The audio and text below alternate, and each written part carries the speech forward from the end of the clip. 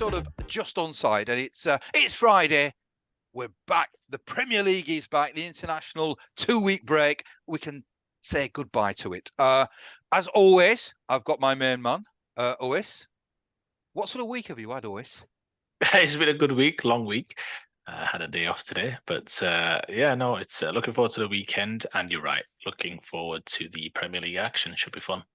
All right, no slight on you, Ois, but I'm delighted to see for me, the middle box, our dear friend, Mr. Moggy. Moggy, how are you, sir? Good evening. Well, good evening. Oh, it's dark outside, so I'm saying good He's evening. had a long week. Yeah. He's had a long week. No, glad to be invited back on again, gentlemen.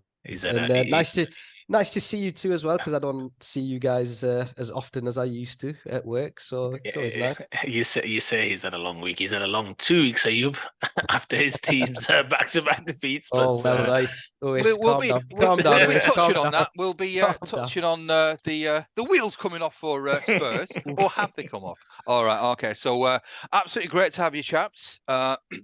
We are shooting this on a Friday. There's no games today, but there is a massive game in Yorkshire. The mighty Rotherham versus the even mightier Leeds United. So that's 8 o'clock. So I'm already feeling nervous. So hopefully we can do this show, and then I can have my biryani first, and then look forward to the massive game. So, but before we start, viewers, I hope you're all doing all right. But let me ask you first, if you haven't subscribed, please subscribe. The buttons are somewhere there. Smash a like, please. If you can, smash a like. It does help the channel. Share with your friends. We've got a Twitter account, or an X account, as I keep on saying now. So join on that as well. It's really, really good. So all good stuff there. That's the housework out of the way. Let's start the show. There's a massive game tomorrow. I don't need to say any more apart from Manchester City versus Liverpool. Huge game, massive game. So OS first, you tell me your thoughts. What do you think? Little bit of cheekiness from Man City. They had some players who were pried off from international duty, but they suddenly recovered and they're ready for the game. So what's your thoughts, my brother? Yeah, it's those mild thigh strains and what have you that you tend to hear about around international break and what have you. Huge game, absolutely has the potential to be one of the biggest games of the season. It'll be interesting to see if it lives up to the hype. I think it might actually. Liverpool. This is kind of normal practice for them, isn't it? In terms of playing at 12:30 on a Saturday afternoon after international break, as many of their fans remind me. I think they played Wolves and Everton. I think in the other two after the other two international breaks, and look, there's two schools of thought on that. One is no doubt there is something there. It's unusual the fact that it's been Liverpool 3 times in a row playing at the 12:30 spot. I think it's got a lot to do with their Far East kind of fan base and what have you. But there's also, I guess, when you're buying players, and some might say, well, you can't have this much foresight. But I think that when you are buying players, especially buying South American players, that's sometimes you have to factor all of that in, don't you? The fact that they'll be coming from internationals and it'll be a long fly and long haul, and that can affect you, right? We've got maybe 5 or 6 international breaks, or maybe 5 international breaks across the season and what have you. So there's various different factors. I'm not too fussed, although again, I would like to see a little bit more kind of fairness and thought going into that. But yeah, huge game. First plays second. Team with the best goal difference playing the team with the second best goal difference. These are the 2 best teams historically over the last number of years. Arguably the 2 best managers in the league as well. It's good to have Liverpool back at the top after obviously a couple of seasons or 2 out of 3 seasons where they've not been where they want to be, but I think a big resurgence, obviously a big midfield turnover of players. I think they're slowly starting to settle. Are they still what they once were? No, I think that's evident when you watch them. They're still missing that dynamic number 6. I keep saying, imagine a Declan Rice or a Caicedo playing in that role, especially Rice. I think if they had Rice, I'd feel very, very confident about their title hopes, especially with Salah in the form that he's in and other players coming to the fore. But it'll be interesting to see how the game goes. I actually do think Liverpool will fare well. I'm interested to see how they approach the game. I remember the last last season when they obviously went 1-0 up and then City pretty much wiped the floor with them. And I think the last 30 minutes were borderline embarrassing. I've never seen a team do that to a Jurgen Klopp team where they literally couldn't get the ball for about 30 minutes, it felt like. So I don't expect that to be the kind of game. I'm hoping that Liverpool will kind of commit to defending. I was speaking to somebody earlier this week where Liverpool sometimes have this propensity where it becomes a bit of an open game, and I'm not sure that's going to suit them too well tomorrow. I'm trying to think of like Haaland, Foden, Grealish, Bernardo Silva in space, Alvarez. I don't think that's a good recipe for success at the Etihad. So I'll be interested to see their approach. I think they will dig in quite a bit, trying to not be out of the game before they're in the game, so to speak. And I think over the course of the game, I do think they'll manage to perhaps get a point. So I'm going for a draw. It should be a fantastic game. You've got probably the two leading front runners for, well, definitely for the Golden Boot, but maybe also early for the PFA Player of the Year. And maybe Moggy's got something to say about that. But I do think they are the two leading candidates at the kind of a third of the way in. So yeah, fascinating game. We'll be interested to see if those two ultimately decide the game as well, because they are world-class players. So I see a draw. I think Liverpool will pose some threat. But yeah, I don't expect City to lose. I think they've got an incredible home record. Is it 23 home wins in a row or something ridiculous like that? So I'm going for a draw. And I think it'll be another notch and a bit of confidence for Liverpool going forward as they try and mount a title challenge. Moggy, as a Spurs fan, is it a draw that you want, or? For me, a draw would be perfect. If we win on Sunday, then that takes us back to the top of the league. If Arsenal drop points as well, so I'll take a draw all day long. But Spurs have got to do the business on Sunday. But we're talking about City and Liverpool at the minute, and as always said, 12:30. The Far East audience, I get it. There's big money involved now. Everybody wants to see these games, and this is what the Far East and Middle East and the countries and networks are paying their money for, is the Premier League, and these are the games that they want to watch. 12:30 kickoff for this game, it just doesn't feel right, really. It's more of a Super Sunday, even maybe a Saturday 5:30 kickoff type of game. It's Spurs played last week at 12:30 as well, and then Jurgen Klopp's always complaining about them. There's just something not, it's just something not right, and especially a game of this magnitude between arguably two of the best sides historically over the last 5 years plus. I would have liked to have seen it on a Super Sunday, but it's tomorrow, 12:30. We've missed out for a couple of weeks, so yeah, why not? What a game to get back into Premier League football.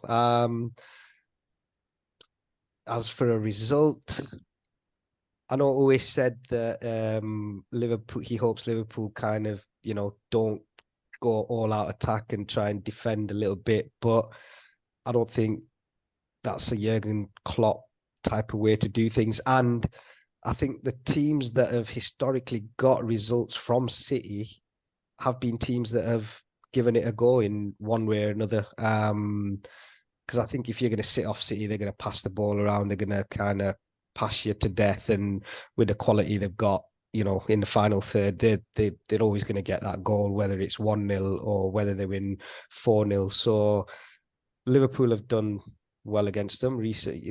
They give City a game, and I think the reason is because they go there and they give it a go, and with their midfield and front three as well, I don't think they should be looking to sit back against City. This season, Liverpool been conceding very early in games as well. I think that's been an issue for them. So I think if they hold out 15-20 minutes, settle into the game, then I think we could be in for a good spectacle. I can't call it. I just don't know. I just can't call the game. But with it being at Etihad, I'll go for a City win.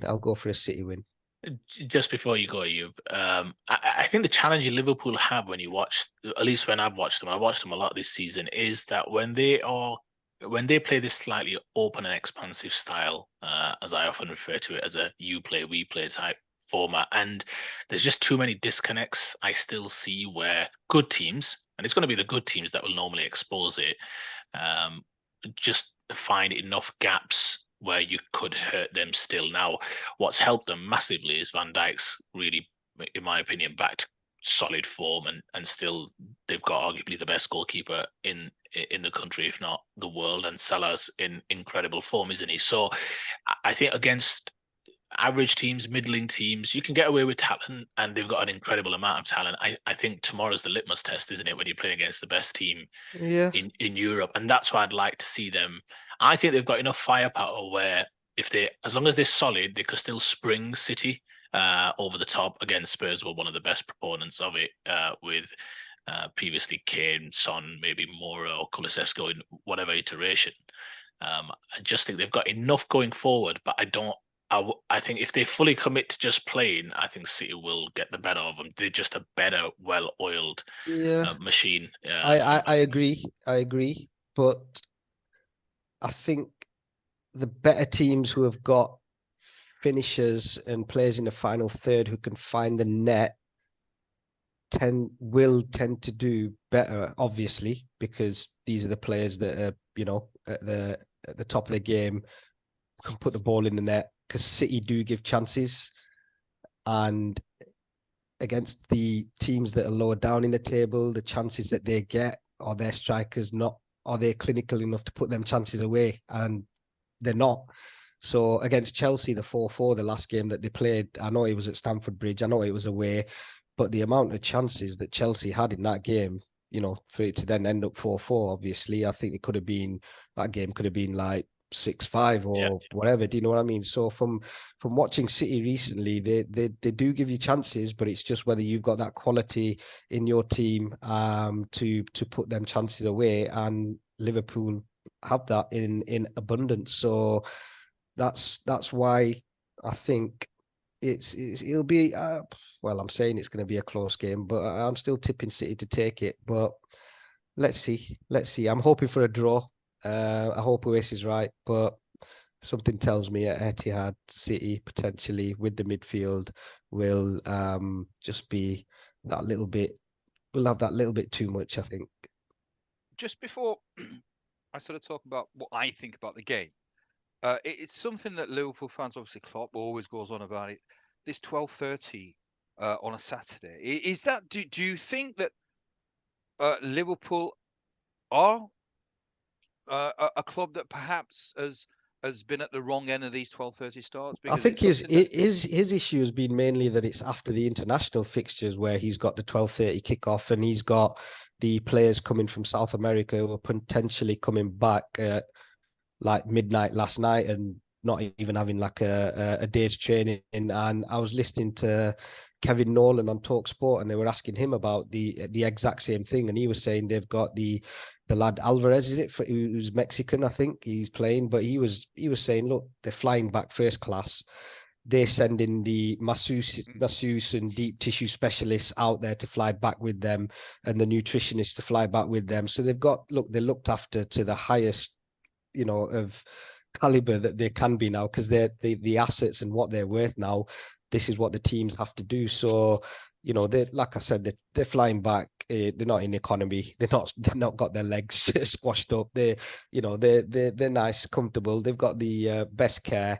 I know it doesn't give that then training time and tactical time maybe with the manager to discuss certain things, but I think Klopp, I think he's right to feel shortchanged, especially after the international breaks where he's getting the 12:30 kickoffs, and now I think he's got to a point in his press conferences where it's like he's got to laugh about it, otherwise he's just going to cry, because previously he was literally just moaning, and now I think this week with reporters and in the press conference he's been a bit more light-hearted about it, because it is what it is. It's like I said, it's the two Premier teams, and everyone across the world wants to watch this fixture, and that's where the money's coming from, and that's where the players' salaries are getting paid from. So you've got to shut up and get on with it. Yeah, but there's just a couple of things here. Sorry, I know I am keen to hear your thoughts on the game, but there's a couple of things here, and we have to be fair and objective. Jurgen Klopp spoke about this a couple of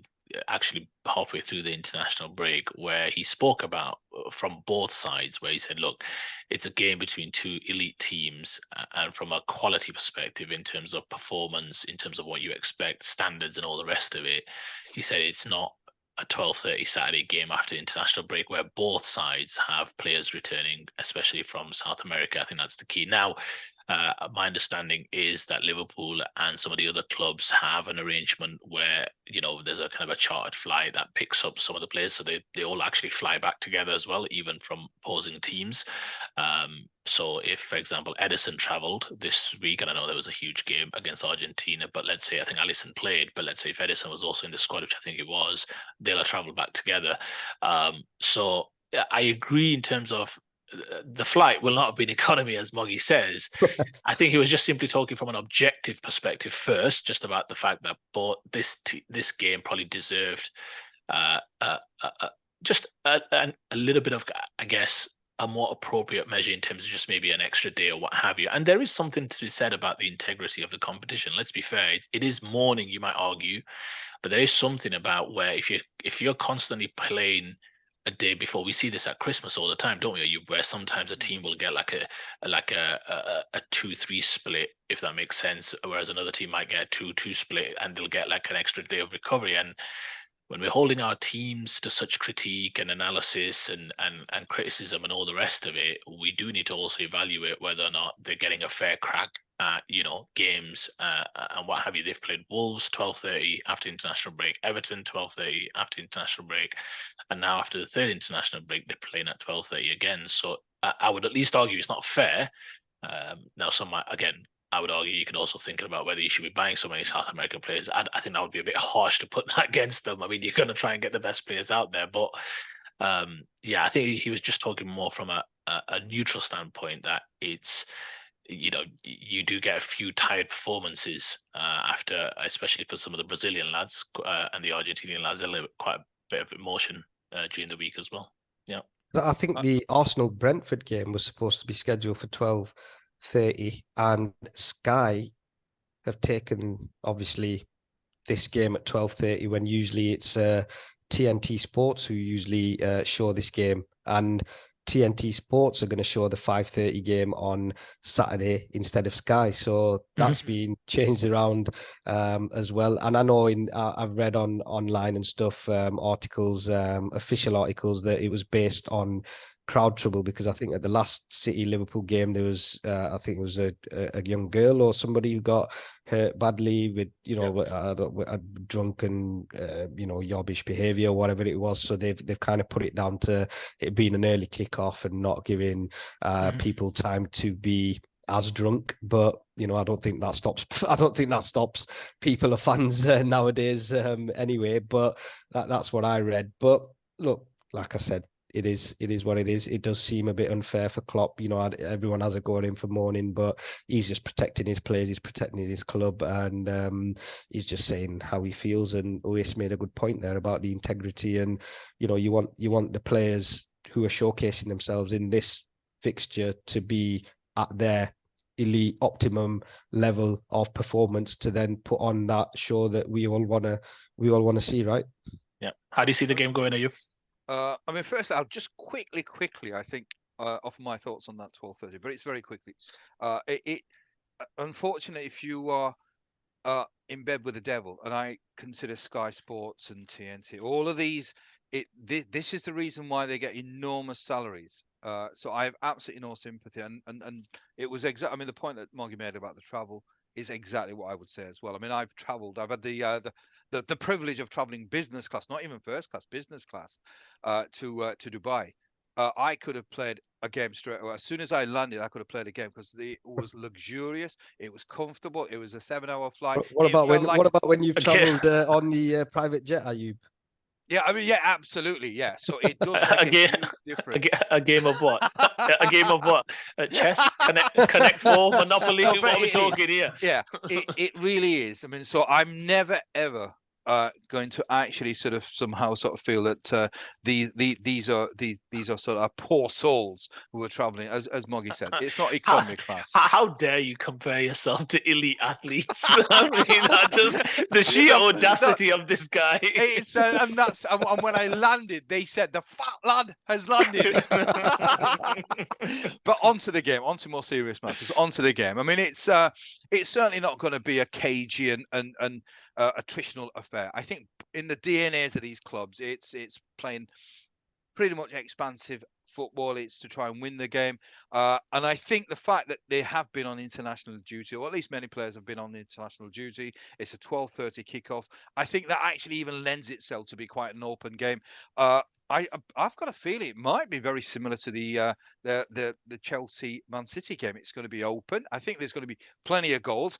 I've backed Liverpool to win the league, so I'm actually going to back them to win this game as well. It's going to be pivotal. It's going to be huge. It's going to be.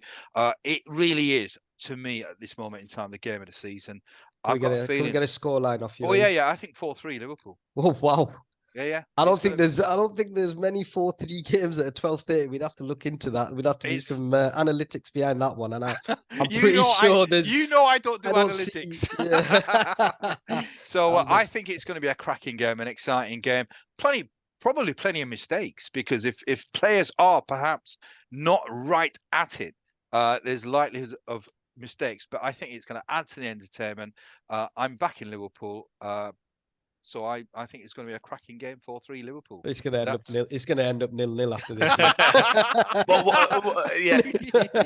I was just going to say, what will be interesting, Moggy mentioned it, is that City, a very unusual game for them last time out, and sometimes that kind of performance can linger, right, in terms of that defensive fragility. They've not been defensively fragile for the most part this season. It was just really that game where, to Moggy's point, Chelsea really could have scored 6, 7, maybe even 8 in terms of some of the chances. When you think of Gusto's chance and Cole Palmer just drifting through the defence, just going right through and what have you, loads of chances. So just be interesting if Liverpool can play on that vulnerability. But essentially, you still expect City to also cause Liverpool a lot of issues. And Liverpool do have the joint best defence.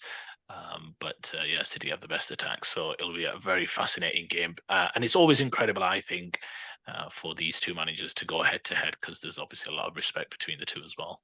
Absolutely. So that's the certainly the highlight of the weekend in terms of games.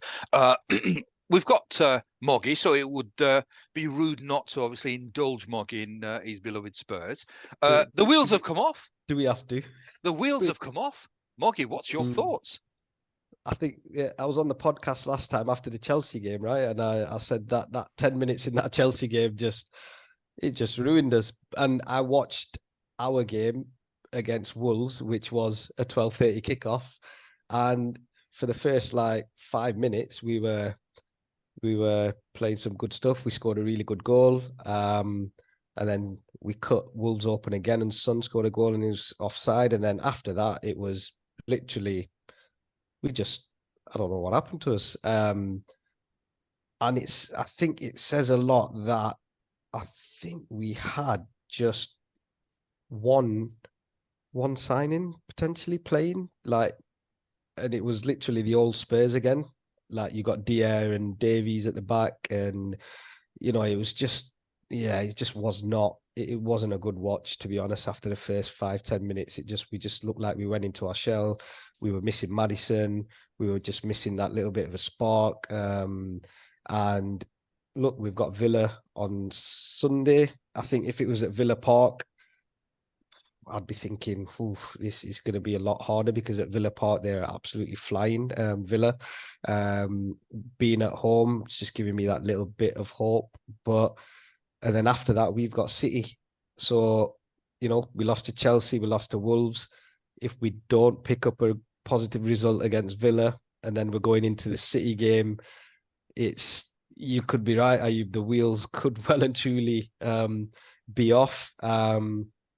Ange, in his press conference today, they keep asking him the same question. I don't know why, because he's going to keep giving the same answer. And he's saying there's only one way he knows how to play football, and he's saying when he studied football and the books that he opened, it's all about attacking football. So it does not matter who he plays against. It's just going to be one way, and everyone's got to get used to that. I don't think he's going to change. I don't think next week when we play City, I don't think he's going to be going like a back five or anything like that. We're still going to give it a go, even with the players that we've got missing, because Romero's missing on Sunday. Bissouma's suspended. Van der Ven's out until the new year. Maddison's out. So, but he's still setting Spurs up to play with an attacking brand of football. So everyone's just going to have to get used to it. So I don't know why the press keep asking him the same question, because he's not going to change his ways. It's good for us as fans, because for the last 2 or 3 years, as mentioned, and everybody knows, under Conte and Mourinho, it's probably been, everyone calls it anti-football, and now we're playing a brand of football that everybody likes to watch. Look, I mentioned in the last podcast, we got beat 4-1 off Chelsea. Yeah, we were down to 9 men, but everybody in the stadium stayed behind and stayed till the end and clapped the Spurs team off, knowing that they all pull in and trying to go in the right direction and play the right type of football. Yeah, against Wolves we were poor. Wolves fully deserved to win that game, 100%. I watched it and I thought if they had a clinical striker, they would have probably put that game to bed a lot earlier than what they did. So fair play to Wolves for that. We've got to pick ourselves back up Sunday and get a result on the board. The only other positive from this is that we've built up the points early doors. So, having a blip like this, might not be as bad if we didn't pick up the points that we've got. But if City and Liverpool draw, we pick up a win, we could go second or top depending on Arsenal's results, and it all looks different. It all looks different again. So fine margins, football. It's going to be interesting. It's going to be a good game.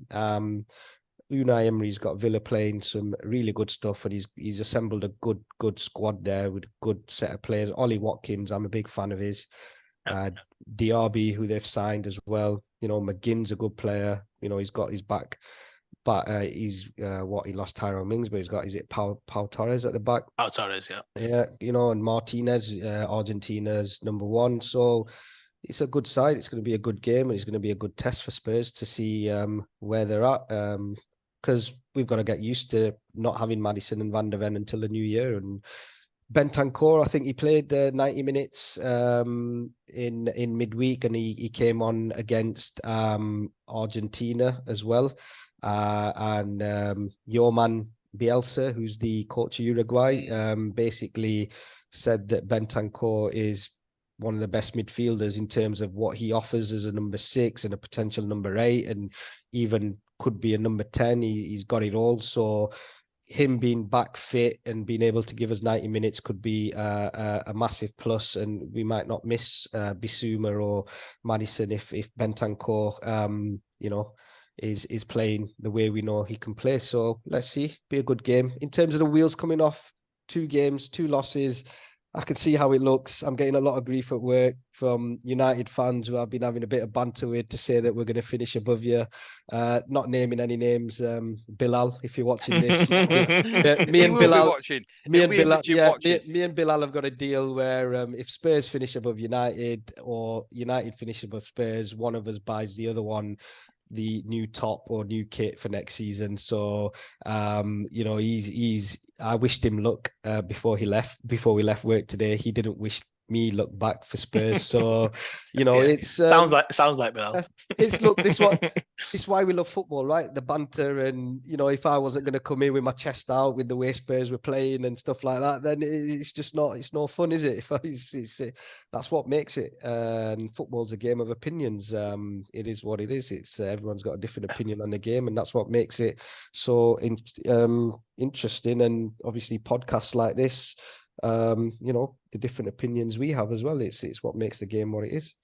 Just on a quick one on Angie's one way of playing. I mean, it was something that we absolutely enjoyed under Bielsa, but then when the results wasn't going our way, he continued to just play one way, and it was just defeat. I think we've got slightly well, I say slightly. I think we've got a lot better quality of players than what Leeds had, and what. But in the sense that you're missing, I would sort of say, key players. I mean, Maddison. I know I'm a huge fan of Maddison now. But I don't think a couple of injuries or suspensions then makes our manager, who has a certain way of playing, then just completely change to become a defensive or slightly more defensive. That's his philosophy. The players that he's got there, we've got players like Skip and Højbjerg and guys like this who haven't been getting a chance to play, and because we've got suspensions or we've got players missing, they're part of the training sessions, and they know that, look, if you want to get into this side or you want to play, then this is the way it has to be done, and this is the way. And against Wolves in the 90th minute, we're winning 1-0, and Eric Dyer, I call him Eric Dyer, but he was trying to play a ball down the wing to Kulusevski, and he kicked it out of play. And he did that 5 minutes before as well, when he was trying to play a simple ball down the line. He's kicked it out of play. And from that throw-in, they then go and equalise and score. And I'm thinking to myself, this is somebody who's getting like 80, 90,000 pounds a week. He's like 90th minute. All right, you get it, at least play it in behind the fullback or keep it in touch to give it to you. These are fine margins in games. You're winning 1-0. We didn't play well. We could have ended the game 3 points. Yeah, we didn't play well. But, things like that changed the, momentum of games. And it's, I don't know, honestly. Because I think tomorrow we're still going to have probably Dier and Davies at the back as our centre-halves, because Van der Ven and Romero are out. And the young lad Phillips, I don't think he was going to play anyway. He's come back off international duty with England under 19s with an injury. So it is what it is. Let's see what happens. Have you mentioned the score? What do you reckon? What do you reckon? Spurs and Villa. Ooh, I think it'll be a high scoring game. Villa attacking wise are good. Spurs obviously attacking wise are good. I'm gonna go for, my heart saying 2-1 Spurs. That's not high scoring. It's 3 goals in a game, isn't it? There'll be a lot of chances. I was gonna say two apiece, but I'm gonna go with my heart and say 2-1. Oh, rightly so. Let's see. Oh, what's your thoughts on the way that Spurs season's panning out? I mean, and I want you to factor in the injuries as well. Would you, as a coach, if you've lost key players, would you just continue, or would you just modify slightly? We're not talking about wholesale changes to a philosophy, but would you then just say, well, maybe I just need to sort of rein it in a little bit, and then when the players come back, we play expansive again? Yeah, I'll come to that point, because your point is well taken. I understand why you asked the question, but a couple of things. Firstly, I don't know what book Ange's reading, but he needs to read some of those books behind Ayub on defensive football as well. You know what I mean? It's not just about attacking football. And here we are with Spurs fans and United fans at work, the height of their ambition, which is who's going to finish 5th and who's going to finish 6th. We didn't say 5th or 6th. We just said who's going to finish above each other.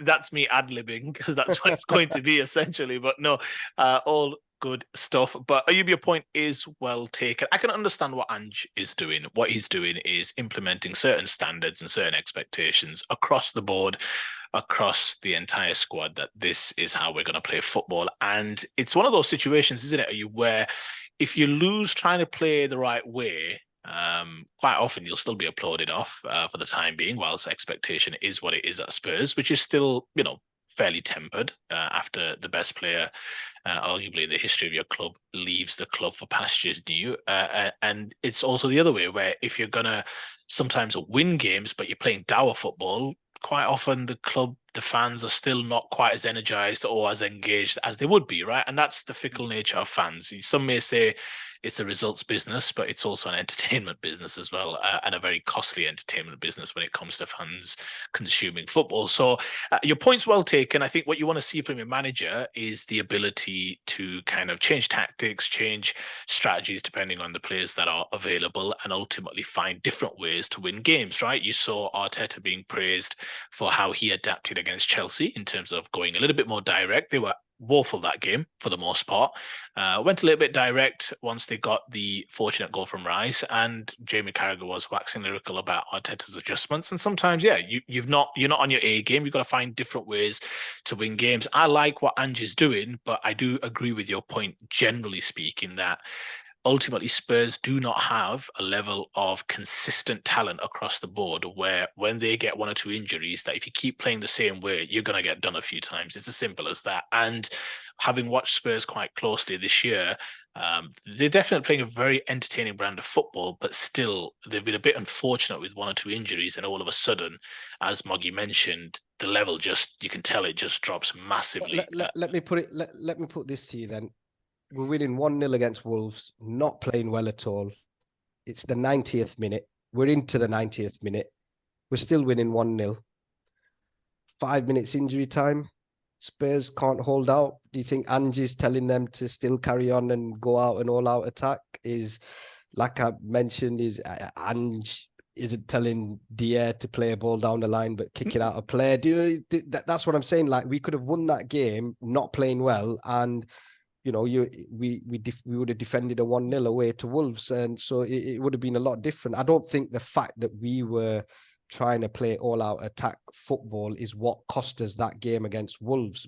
I think it was mistakes from individuals at the crucial part of a game where you've got an international in Eric Dier. He's played numerous times for England. You've got Højbjerg, who's playing for Denmark, who's an international, and he's played numerous games for Denmark and starting for Spurs, and he's an experienced midfielder making mistakes in deep into the 90th minute, 93rd minute.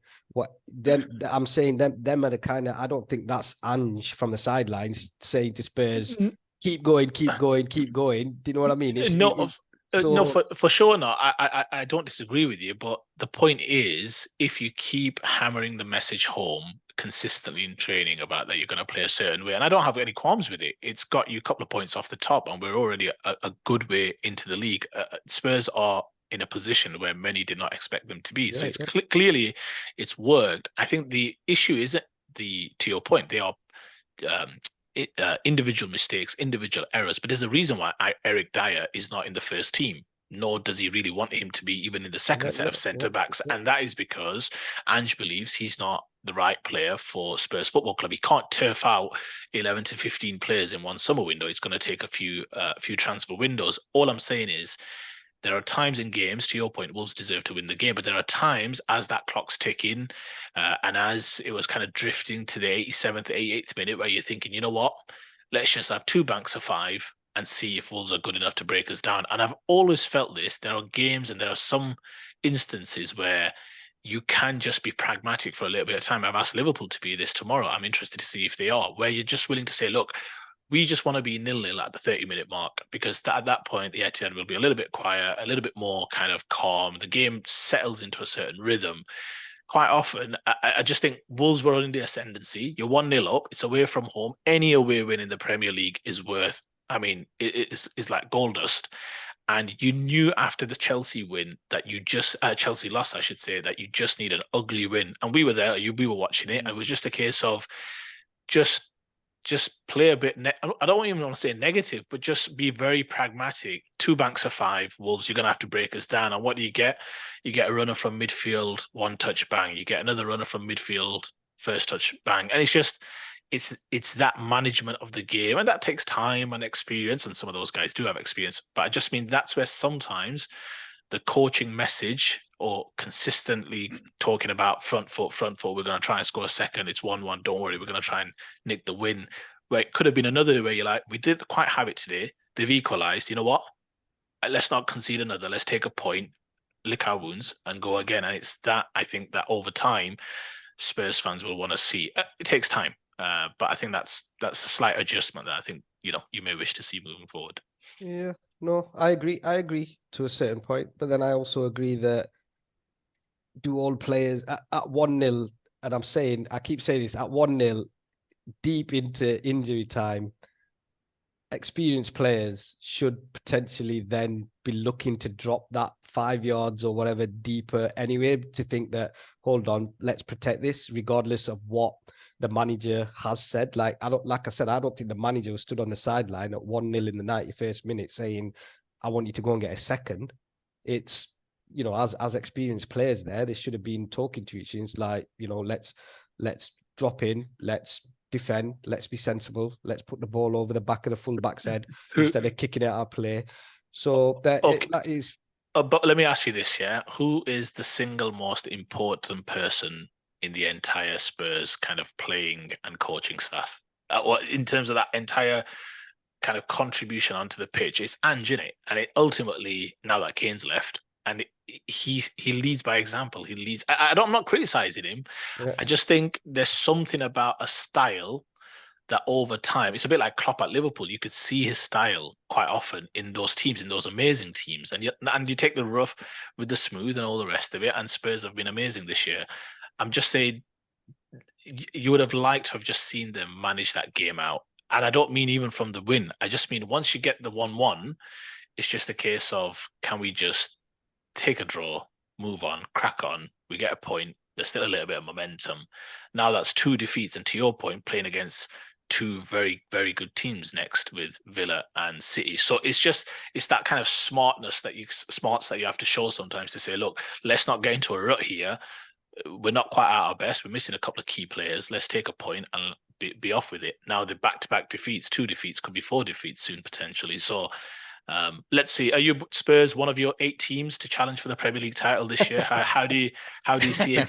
How do you see it coming? It's exactly what you've just sort of said. It's just being smart enough sometimes. I think, yes, you can have a philosophy, but it shouldn't be where it's set in stone, where you absolutely are just inflexible. I think circumstances have to be. I think the game against Wolves was a classic example. It really should have been. I mean, I take your point. I think 87, 88 minutes, it should have really been that, right, we're going to make it so difficult for you to break us down that it may just been the last 5, 6, 7 minutes. We did not, after the first 5 minutes, we did not threaten Wolves at all. So the whole attacking philosophy for the for the rest of the 90 minutes, because the game went on for 95 minutes, it wasn't the Ange way of playing football. So, you know, it wasn't there. We didn't threaten Wolves at all after that. We just did not look like scoring a goal. And I thought, you were missing some key players. Yeah, but we in that first 5 minutes we played well, and then after that we just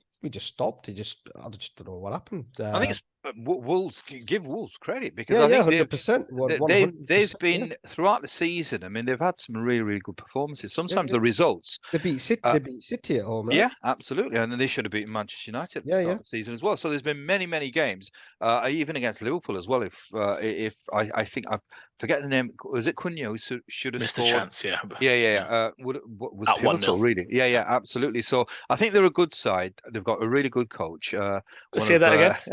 I knew you were going to say that. So, I'm going to be absolutely honest. My thought is that they will lose against Aston Villa. Aston Villa are a damn good side, well led, well coached, and I don't think at all it's going to be a game which is going to be. I've got to be honest. I think Aston Villa are at the moment, the way that Spurs are in terms of the injuries and the players that they have.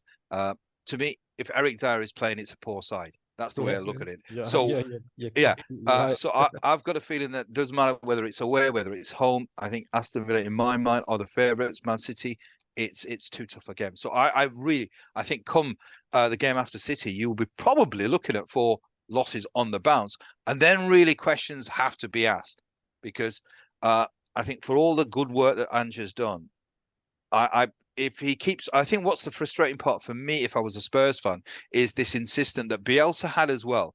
If plan A isn't working, you just try harder on plan A. It was great the first season because we had success, but that was COVID. The second season, third season was absolutely shocking, and he would not divert away from that plan A, and ultimately it was our downfall. I don't think it's the same case. You're absolutely right, Moggy. You've got better players. especially when the players come back. But there has to be, for me, a coach has to have not just one way of playing. Yes, he has to have a philosophy, but certainly has to have adaptability, which I don't think at the moment Ange is not showing. And I think it could be, certainly over the next few weeks when players are injured, he has to be more flexible. Yeah, and they don't have the depth, not in terms of that top tier talent, at least in my opinion. Losing Maddison was huge. I think if they had Maddison consistently on the pitch during the whole, if they could have kept, let's say, Romero, Van der Ven, Son, and Maddison on the pitch for the most part of the season, I think that they would have been fine. I think they would have been right up there challenging. I still don't see them challenging for the title, but as in, I think they are still exceeding expectation in terms of what was expected this year. I just think as soon as you lose one or two key players, which they've done now, arguably two of their three best players, Van der Ven's been incredible this season and a great signing.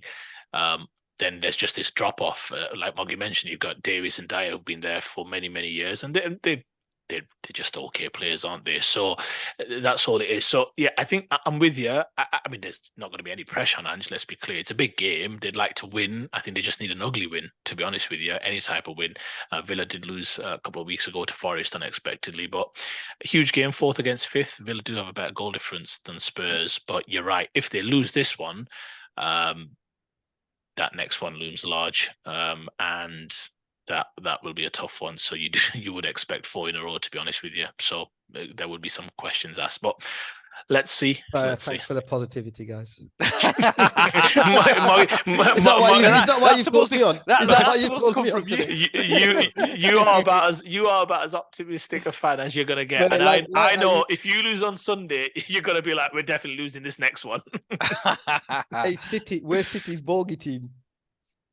Well, we'll sort of. We'll find out. Yeah, we'll bring you on after that 4-0 drubbing. As Ayub said, any team with Eric Dyer in it is just it's just dawned on me that yeah, you're right, Ayub. Yeah. Right, that's enough about Spurs. I'm just going to quickly talk about maybe a couple of games at the foot of the table. You obviously know that I'm always sort of much more interested in what happens at the bottom, especially after the last 2 seasons of the Premier League. So a game that maybe a few days ago probably wouldn't have been a game that I would have talked about. I'm going to talk about it now. It's Everton and Manchester United, purely because obviously Everton have had 10 points deducted. They're in the mire now. They're second from bottom. But I'm still quite confident that I think Dyche will escape relegation. But what's your thoughts, Moggy? I mean, I've heard Owis's thoughts on this. We talked about this, but what's quickly your thoughts on the game first, and then maybe just quickly on what you thought about the points deduction. So Everton against Manchester United. Look, it could this 10 points deduction. I think it's never good to come in any season, but to come at this season with the 3 teams that are down there at the bottom, I think it's probably the best season or best time for Everton to have these points deducted. And like you said, I think they will get out of it. They will get enough points on the board to make up for that 10-point deduction. It's a shame because, you know, at one point they weren't looking like they were playing great football, and it was a bit doom and gloom for them. But Dyche picked up some results, and they were making their way back up. And you know, having Calvert-Lewin and some key players back in and fit, you know, they were looking all right. But could what's happened to them bring them even closer together, and that fighting spirit and the fans? And apparently Sky are going to censor the noise on Sunday because they know that there's going to be a lot of chanting towards the Premier League and whoever else, and they're going to have placards made and all this kind of stuff. And apparently United are going to join in as well and, you know, chant with them because obviously United have got the whole why City should be points deducted and all that kind of stuff. So, you know, it could work in their favour in a way that, you know, it could bring them, the fans and the players and everybody in the club together to try and show everybody that, you know, we can get out of this. And so, yeah, I think they could potentially sneak a win against United on the weekend. United aren't playing the best, and it's at Goodison Park, right? Yeah. So I wouldn't be surprised if Everton get a result. You say it could have, it's just as well that it happened this season. I mean, I should remind you there were some bang average teams in the Premier League last year as well. But yeah. Yeah, no. I'm just and I think, I'm going to leave. Look, in terms of, you've asked me about the points deduction. I've not fully looked into it, but it's got something to do with the spending of their overspending on their stadium build and all this kind of stuff. And we all know about the 115 charges that apparently Man City have got on them, and there's a few dodgy things that Chelsea have been doing. And why is it one roof for one, another roof for another? Apparently, Pep was saying it's completely two different cases. Is it? Is it completely different cases? Well, yeah. It is one case against 115, so it is two different cases. Yeah, that's exactly what I'm saying. Yeah. So, is it because City have got the money to pay the best lawyers in the world to get them out of it, or is it going to be a bad look for the Premier League to have Man City relegated to the Conference League because 115 charges? I'm pretty sure that's not 10 points deducted. That's pretty much getting yourselves out the league. And it's happened in Italy, right? Juventus had to go down. It's happened in Scotland. Rangers. Rangers had to go down and start. So it's not as if the clubs, big clubs can't have points deducted or kicked out the league and be punished. It's just, obviously, I can see where every other fan is coming from and thinking, well, hold on a minute, there's 115 charges there. There's talks of Chelsea not, being financially fair play and doing these 8-year contracts and whatever year. So what, where is it? Where are the answers from the people to say that, yeah, this is why we punished Everton and this is why we've still not punished or aren't going to punish City or Chelsea. So, like I said, for Everton, it's probably the best season looking at it for this to potentially happen. They've built up them points, luckily, over the last 3 or 4 weeks. Otherwise, if they didn't have them points and it was -10, then it'd be looking a lot bleaker than what it was. So you'd like to say you'd like somebody like Daichi to be there to get Everton through this. I think he's the right man for the job, as they say, as the saying goes. So let's see, man. They keep Calvert-Lewin fit and a couple of other key players fit. I think they'll be all right, and they'll get out of that. And let's see, man. I don't know what can we say about the other teams and charges. It is what it is. I know UEFA bought the charges against City, right? Was it the Premier League or UEFA? I don't know. Premier League, this one. No, against Man City.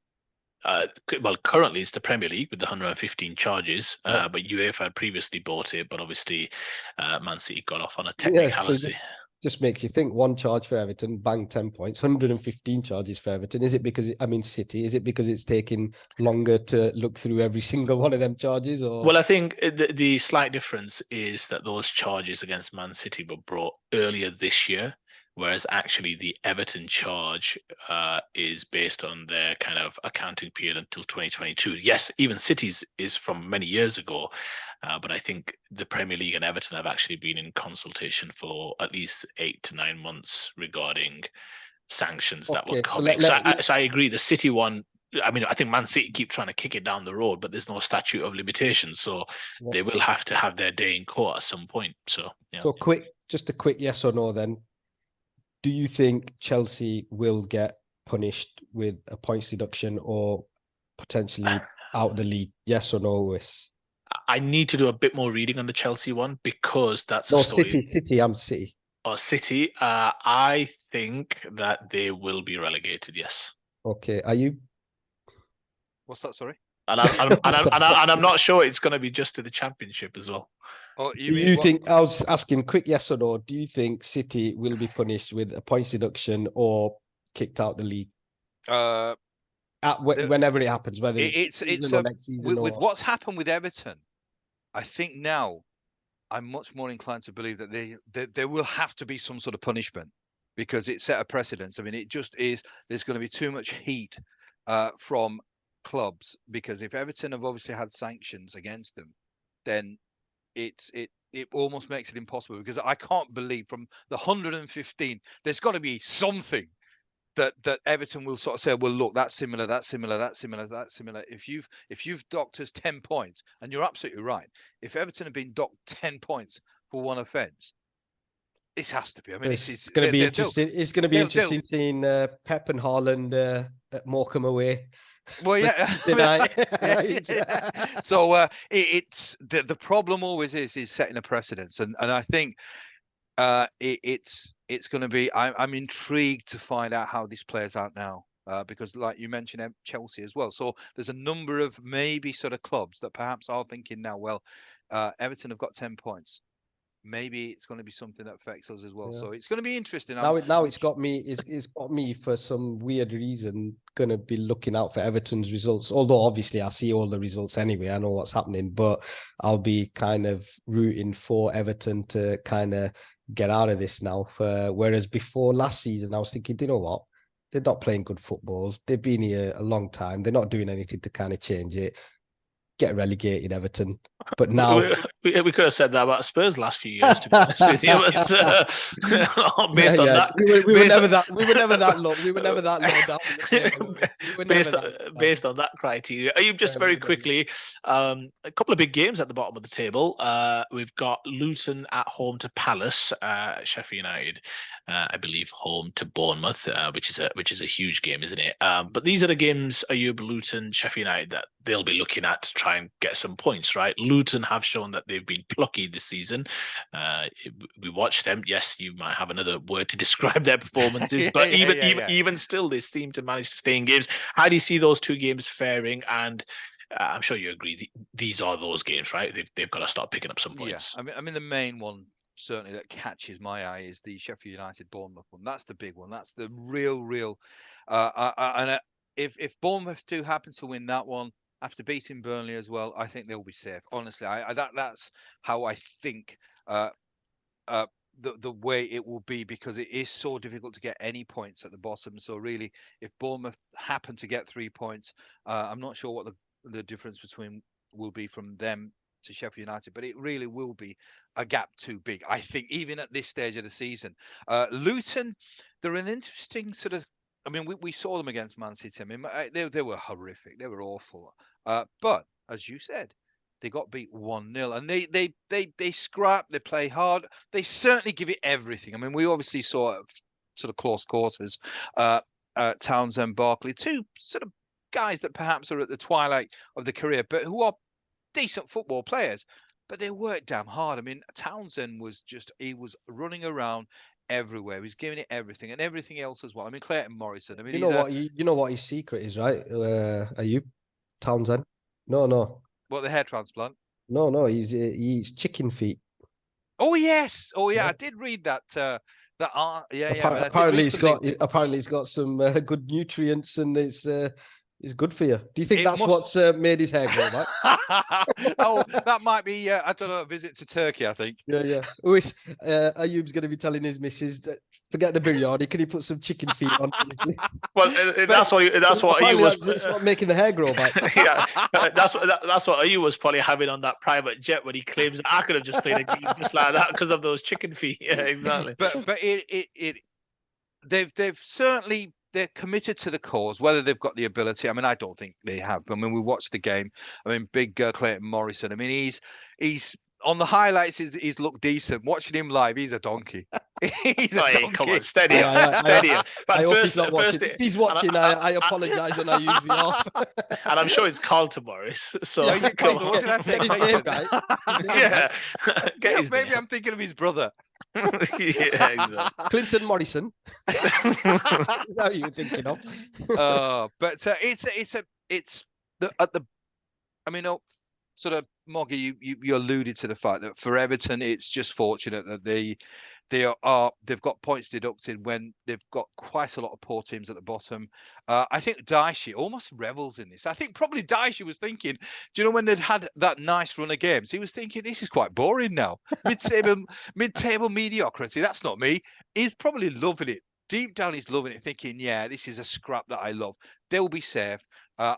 I've got a feeling that the teams that came up are going to go down. I think Bournemouth, if they win, certainly tomorrow, they'll be safe. So it's going to be exciting because I do like the games at the bottom because there's something different. It's not obviously quality, but there's a little bit of grit, a little bit of determination, and it really is. It's a case of right, how much do you want it? So it's a massive game for Sheffield United because if they do lose, it's going to look bleak.